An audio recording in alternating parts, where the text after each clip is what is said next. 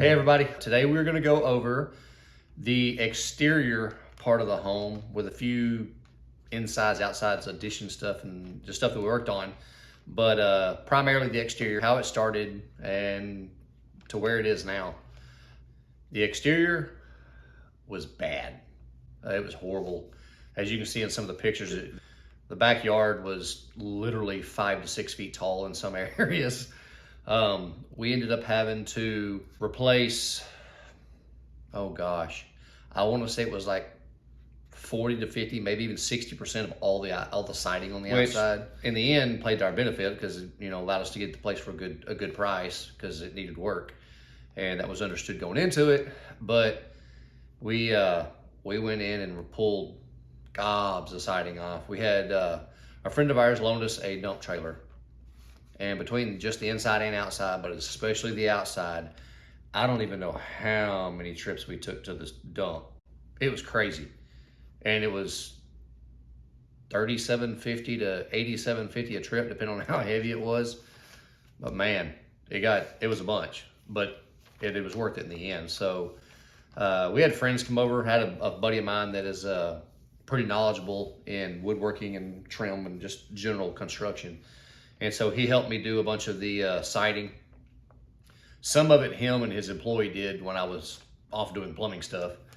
But when it was all said and done, he and I wound up, finishing it up. And even when he couldn't make it, he had showed me enough that I could go along and do a bunch of that and add stuff to it. So on the exterior, once we got all the siding and everything up, we had to go around and caulk up all the joints. That took forever. And Deanna, that was kind of like was her job, and she didn't mind doing it. I'm okay with that because I hate caulking. I hate painting. If it requires paint or anything to do with it, I don't want to do it. So that was like the deal. Like in this house, she would paint the house. She had no problem with it. Me, I would just soon be tied up and flogged. Yeah, Travis is the talented one.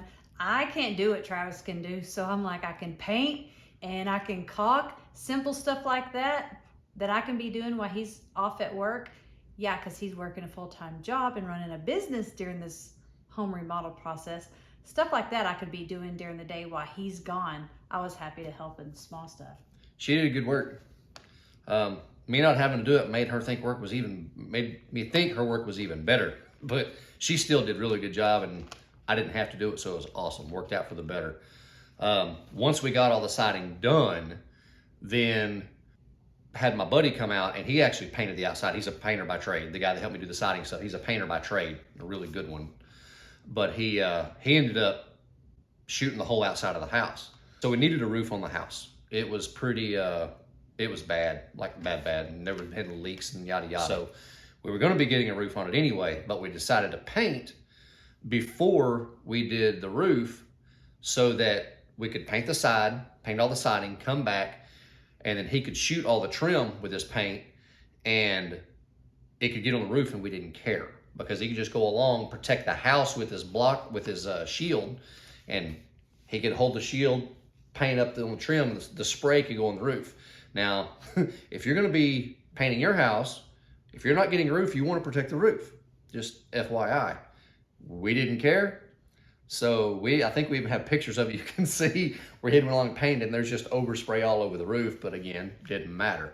So yeah, it really worked out good doing that first.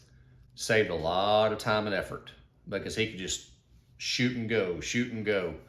So her job was to make sure we had enough paint. He's like, I need this much, and she knew the color. What color was it anyway? Oh, the color we went with, the exterior of the home is Revere Pewter by Benjamin Moore. That was, she tried, 4 different paint colors? Oh, yes, 5, 6. Process of trying to pick a paint color. Oh, goodness. It is hard to pick a paint color. So I would go to the store and get samples, and I would come home and just paint, and I would label it with like painter's tape of what the name of the paint was. I would stand back, take a picture of it, I would go to all 4 sides of the house because, in the sunlight, it would look different than in the shadows, depending on where the sun is. So I was like, I'm just going to put samples on all 4 corners of the house. And you know what's funny?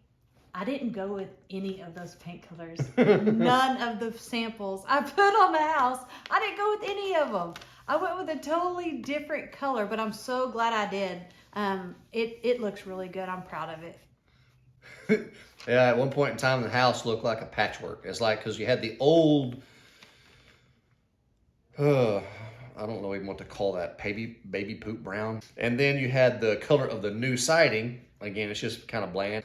Our neighbors probably thought, who the heck is moving into that house and what are they doing? What kind of paint scheme is that? Ugly. But no, it looks really good now. That really, really helped the looks of the house. And then the roof come next. So I showed up the materials, the roofer showed up, and them guys knocked it out. We had to do a little bit of extra stuff because due to the poor shape of the house and not being upkept and stuff, they had to replace quite a bit of wood in certain areas. And so like right here, right now we're sitting in front of the fireplace. Well, up here above the fireplace, at the time, it didn't have a cricket. Now a cricket it's kind of like a roof peak. And what it does is it sheds water past the fireplace. Well, this fireplace outside, I want to say it's like 4 foot wide or something like that. It's really big. And so the water would just run down and hit there. Well, it may have been watertight when they built it, but it didn't last. So all the wood up there was rotten. They had to replace all that wood around the fireplace. I mean, the chimney all the way around on the sides and everything up to it. And so they put that cricket in to redirect the water. That made a world of difference. But here's that cricket. Now, if you look, you can see it is the width of the chimney and just ever so slightly more. So as the water runs down from the roof here, it runs down here, hits the cricket, splits, and goes either way. All of this wood along here, all of it was rotted out all around here. So we had to replace all that and get new plywood up here, new decking under everything just for this cricket. So living in Texas, the attics get hot. Hot. We have a black roof, so it makes it even hotter. So you generally have soffit vents all the way around the outside of your house up under the edge, under the edge of your eave on the soffit. A lot of people have those whirlybirds on top of their house. This one doesn't have any whirlybirds, which what it does, it pulls air from the soffit outside up through the attic, and the heat in the attic makes its way out of the roof vents, or the whirlybirds helps pull the air, the heat out of the attic. We didn't do that. We actually have a ridge vent that runs almost the entire length of our ridge.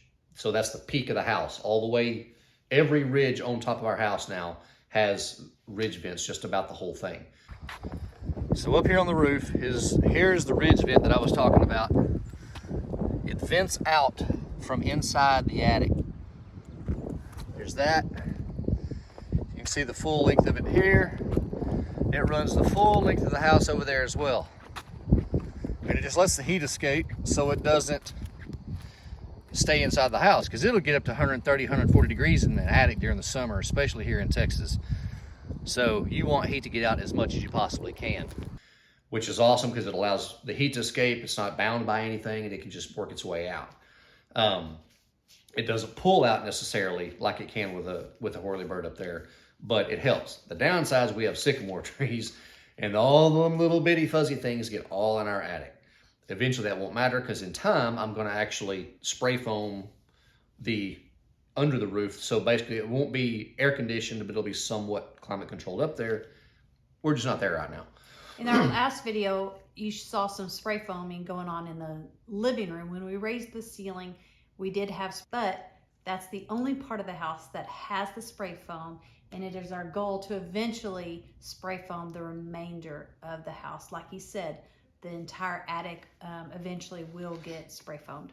Anyway, so that's the roof itself, and so overall the exterior wrapped up, getting the siding done, getting the roof done. Then once we finished that, we started on lots of other exterior stuff. One of the things that I wanted to change on the front porch was the front porch post, but we didn't want to right now replace the post because we wanted our money to go in more important things. So I decided to paint them. I painted them black, and Travis actually added, what did you add on the bottom of each post? I just put some trim around it just to clean it up because it was treated 4x4s. All I did is I went around and trimmed it all in because the bottom of the post was starting to fray out and rot and just not look as good. So I went in and trimmed around them and then sealed it so that water doesn't get under it and sit and rot out the post more. Yeah, we did a lot of small things that we really didn't plan, but as we were working, we would see something else that we wanted to improve on. And I remember the birds, the barn swallow birds, kept coming and making nests on our front porch. And at first, it's like no big deal, it's just a bird nest. And then the bird crap accumulates on the front porch. So I want to show you a picture of something that we did really awesome to keep the barn swallows from nesting on our porch. And this has really worked good. We put this in probably about, I want to say a year and a half ago, and it has worked. The barn swallows have not been back. They tried to come back, but now we do have some pretty cool videos. So every year they'd come back. And like our thing, a lot of the times I sit on the porch in the mornings before I go to work, just kind of sit out there and drink coffee and shoot the breeze and talk about the day and whatever. Well, these barn swallows would come and laid their eggs up there. And they did it 2 years, I guess. We were on the porch, or I was on the porch. I think she may have even went inside, but I was actually recording them. The birds, the babies had grown up because we watched them from eggs to little open mouths, raising, racket. And so you see the little mouths sticking up because they're hungry because something bumps. And every time the door opened and shut, they would squeak wanting to be fed. Well, they'd grown up and they've changed color and all that. They're getting ready to fly. I'm sitting out there and I actually have my phone recording and I catch all 3 of the babies flying away. It is pretty cool because it's not like that's something you get to see all the time because once they go, they're gone. That's flight. And then we never see them come back. I mean, I've seen them try to come back. I guess the mom and dad try to come back and lay, or put a nest on the porch. But the way I've got these, I guess what you call bird blockers. I don't really know what to call them, but that's what they're for. So the birds can't lay nests up there, or can't build nests or whatever, whether it be a barn swallow or a sparrow or whatever. Yeah, they're like these little metal spikes that, did you screw it down? Yeah, I just screwed them down. Nothing's going to get hurt on them because it's the way they're designed. You can't put any pressure on it to make it so they can hurt themselves. They just can't comfortably build a nest. So it's just a preventative thing. And really cool. I don't know, somebody told us about them. I bought the metal spikes off of Amazon, and I'll put a link below so you can see exactly. So the fresh paint, new windows, new roof, eventually we got a new front door, painting the front porch post, adding rain gutters, all of that gave the house a brand new, nice curb appeal. And we didn't stop there. More remodel videos coming soon. Thanks for watching.